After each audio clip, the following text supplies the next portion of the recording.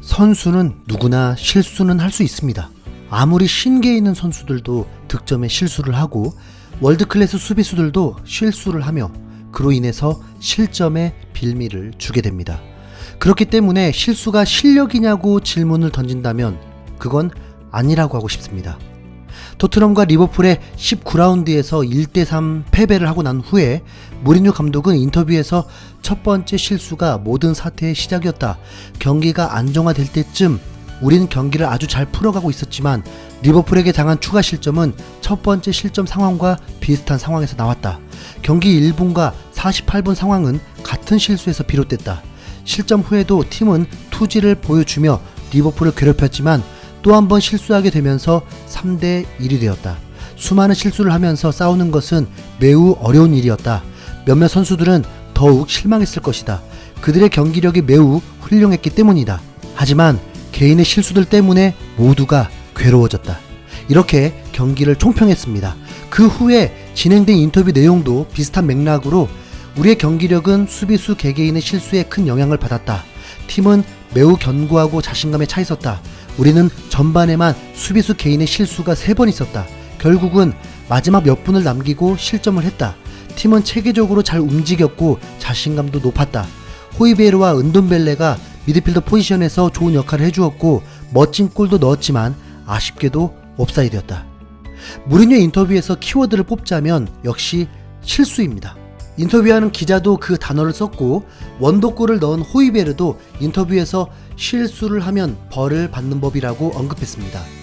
무리뉴 감독, 호이베르 그리고 저 또한 전반전은 꽤 재미있었고 어떤 결과가 펼쳐질지 예상조차 되지 않는 접전이었습니다. 양팀에게 득점의 기회가 간간히 있었고 지능적인 파울과 옐로카드를 받으면서까지 기회를 막으며 투지를 보여줬습니다. 리버풀에서는 붕대 투혼도 나오게 되었죠. 토트넘은 리버풀을 무너뜨릴 수 있다는 자신이 있었던 것 같습니다. 그런데 변수들이 발생하죠. 그건 무리뉴 감독의 탓도 선수들의 탓도 아닙니다.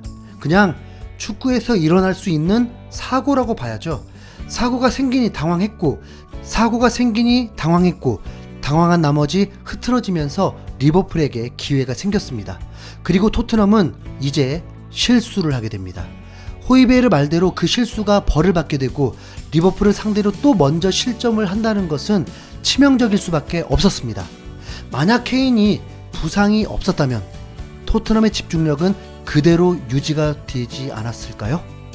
BBC 스포츠는 무리뉴는 후반 대부분의 시간을 토트넘 선수들에게 공격하라고 고함치는 데 썼지만 그들은 형편없는 퍼포먼스를 보여주는 데 그쳤다. 리버풀은 손흥민의 잃은 골이 VAR로 취소된 이후로 줄곧 더 위협적인 모습을 보였다. 나이어와 요리스는 서로 망설이다가 피르미뉴에게 전반 직전 골문을 열어주고 말았다.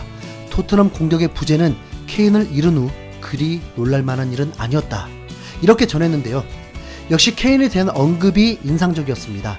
정말 일어나지 않기를 바랬던, 일어나서는 안 됐던 그 일이 벌어지고 말았습니다. 전반전 부상을 당했음에도 경기를 소화하던 케인은 정상적인 경기력을 보여주지 못했고 결국 후반 시작과 함께 그라운드를 빠져나갔죠. 무리뉴는 케인의 부상에 대해서도 언급했습니다. 케인은 양쪽 발목 모두 부상을 입었다.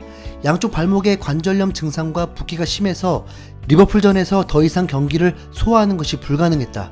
케인은 앞으로 몇 주 동안 경기에 나서지 못할 수도 있다. 그는 대체가 쉽지 않은 선수다. 하지만 일은 벌어졌고 우리는 상황에 맞춰 싸워야 한다. 아직 정밀 검사를 통한 정확한 진단이 공개된 것은 아니지만 무리뉴의 인터뷰를 보았을 때 앞으로 몇 경기는 케인 없이 경기를 치러야 하는 토트넘이 될 수도 있습니다. 이 부분에선 토트넘을 지적할 수밖에 없습니다.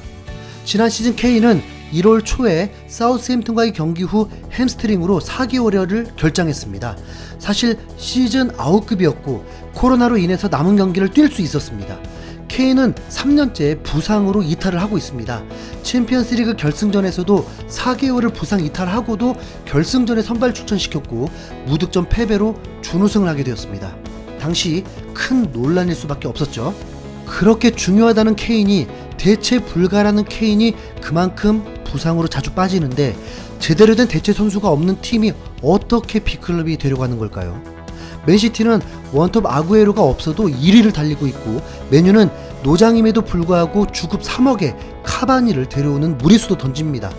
토트넘은 비니시우스를 데려왔습니다. 비교적 약팀을 상대하면서 자신의 역할을 충실히 하며 골을 넣었지만, 무리뉴 감독에는 성에 안 차서인지 아니면 무슨 이유인지 제대로 활용을 못하고 있습니다. 케인은 20대 중반까지는 펄펄 날았지만 어느 순간부터 많이 다치고 있습니다. 그렇다면 그를 보호하거나 체력 안배를 잘 시켜줘야 하는데 제대로 이루어지지 못하고 있는 것입니다. 무리뉴 감독은 지난 인터뷰에서 잉스 영입설에 대한 소문에 이렇게 대답했습니다. 토트넘은 스트라이커가 더 이상 필요하지 않다. 케인이 있고 비니시우스가 있고 그 다음은 손흥민이 있다. 빰빰빰빰 빰빰빰. 에이스 해리케인의 부재. 토트넘은 과연 어떻게 대체할 수 있을까요? 전반전은 사고였고 실수였지만 후반전은 다릅니다. 해외 팬들과 국내 팬들 모두 인정하는데 무리뉴 감독은 이에 언급이 없습니다. 케인이 빠진 자리를 왜 윙크스와 라멜라였냐는 거죠. 결과론이지만 무리뉴 감독은 11대 9로 싸우게 한 것 같았습니다. 단 1%의 효과도 기대할 수 없었습니다. 무리뉴 감독은 스트라이커에 손흥민을 넣고 최고의 폼인 은돈벨레를 올리면서 새로운 중원을 만들었습니다. 그게 바로 라멜라, 윙크스였습니다. 후반전은 실수의 문제가 아니라 무리뉴 용병술의 문제가 커 보임에도 다른 말이 없습니다. 리버풀이 골이 없었어도 0대1로 지는 거였습니다. 지고 있어도 밀리고 있는 토트넘이고 손흥민과 은돈벨레는 제대로 공도 터치하지 못했고 문전으로 크로스는 나올 기미도 안 보였습니다.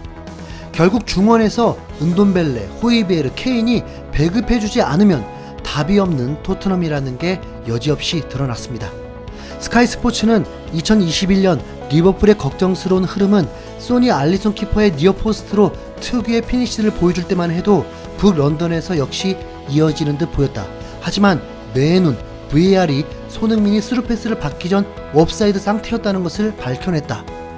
풋볼 런던은 만회골을 기록한 호이베르에게 토트넘 최고 평점 7점을 부여하면서 최선을 다해 팀에 기합을 불어넣었고 박스 모서리에서 알리송을 상대로 로켓을 쐈다고 칭찬했습니다. 손흥민에게는 평점 5점을 부여하며 그에게는 힘겨운 밤이었다고 평했습니다. BT스포츠는 리버풀의 리그 타이틀 방어는 5경기 무승 속에 힘겨워 보였다. 그러나 그들은 우세한 최근 상대 전적을 바탕으로 토트넘을 물리치면서 이를 바로잡았다. 무리뉴에게는 고통스러운 밤이었다. 우승 타이틀에 도전해볼 수 있는 그들의 기회는 날아가 버렸다고 전했습니다. ESPN은 토트넘의 플레이 스타일에서 선제골은 매우 중요하고 손흥민이 케인의 패스를 받아 그물을 흔들었을 때 토트넘은 그것을 해낸 것처럼 보였다. 하지만 리플레이를 통해 손흥민이 아주 미세하게 옵사이드 위치에 있었다는 게 밝혀졌다. 오직 VAR 시대에서만 가능한 옵사이드 말이다. 외신들은 손흥민의 골 취소를 언급했습니다. 매우 중요한 순간이었죠. 토트넘을 상대로 두 번째 골을 기록하며 승리의 조연 역할을 톡톡히 했던 아놀드도 손흥민의 취소된 골에 대해서 언급했습니다. 확실히 우리에게 필요했던 승리다. 우리 팀은 이길 자격이 충분했다. 경기 대부분을 우리가 지배했으니까 물론 경기 초반 취소된 골이 이후의 경기 흐름을 바꾸는데 영향을 주었지만 어쨌든 우리는 경기의 계획을 가지고 임했다. 오늘 같은 경기에서의 골은 상대팀이 플레이하는 방향을 바꿔놓는다. 토트넘은 후반에 좀 더 공격적으로 나서야만 했고 그래서 우리는 더 많은 공간을 찾고 더 많은 득점을 기록할 수 있었다. 경기 초반 손흥민의 골이 인정되었다면 경기가 어떻게 되었을지 정말 몰랐다는 것을 아놀드 역시 그 점을 인정했습니다. 손흥민의 골이 취소된 시점이 리버풀에게 큰 터닝 포인트가 되었고 리버풀은 그 기회를 잘 살렸다고 봐야 합니다. 손흥민의 득점 취소는 그렇게 논란이 되지 않았습니다. 결국 인정한다는 거겠죠. 다행히 득점왕 라이벌 살라도 골을 넣었지만 골 훨씬 전에 있던 상황에서 핸드볼 상황의 득점과 연관이 있었다고 인정되면서 VAR로 취소가 되었습니다. 이번 경기의 승장 리버풀의 클럽 감독은 매우 기쁘다. 엄청난 경기였다. 예상한 대로 몹시 치열한 경기였다. 제때 골을 넣었고 골을 넣어줘야 할 선수들이 득점했다. 득점 말고도 모든 부분에서 만족스러웠다. 우리가 누군지 알게 됐다. 특히 후반전 모습이 딱 리버풀이었다. 토트넘이 많은 기회를 잡았는지 기억은 안 나지만 우리가 수비를 매우 잘했다. 경기력이 좋았고 내가 보고 싶었던 것을 봤다. 네. 충분히 승리의 기쁨을 누릴만 했습니다. 토트넘의 패배는 너무 완벽한 패배였습니다. 실수들과 감독의 용병술 실패, 그리고 구단의 영입 실패까지 다 모였습니다. 그럼 이제 BT 스포츠의 말대로 우승은 물 건너간 걸까요? 무리뉴 감독이 한 말이 이번 시즌 더욱 공감이 된 상황입니다. 프리미어리그는 모든 팀들이 어려운 팀이다. 방심해서는 안 된다. 메뉴가 그렇게 잘 나가고 있는 상황에서도 꼴찌 셰필드에게 패배하기도 하고, 이번 시즌 선수 영입에 최고로 공을 많이 들인 첼시는 램파드 감독이 경질되고 중위권에 있습니다. 맨시티 2패 중 1패는 레스터에게 5실점을 했습니다. 리버풀도 번리에게 패배하기도 하고 아스톤빌라에게 7실점을 하기도 했습니다.